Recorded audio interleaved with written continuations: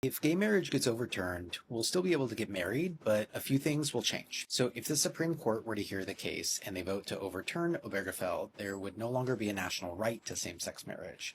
The right would go back to the state level. 32 states have statutory or constitutional bans that are unenforceable because of the national precedent. Those bans would go back into effect, and about 60% of queer people in the US live in those 32 states. So in theory, a couple could travel to another state and get married, and that marriage would have to be recognized in any state because the Respect for Marriage Act in 2022 codified same-sex marriage and interracial marriage. But we've also seen states get hostile toward this type of behavior because that's what's been happening with abortions since Roe was overturned. And what has emerged since then is pretty scary. Also, side note, traveling costs money. So it's yet another financial burden on queer people. If you want to prepare yourself, if you're a doer, there's some good information floating around right now on estate planning. This stuff matters because, depending on the state you live in, if your marriage isn't recognized and you don't have your significant other or chosen family named in the legal documents, the state laws give biological family members decision-making power instead.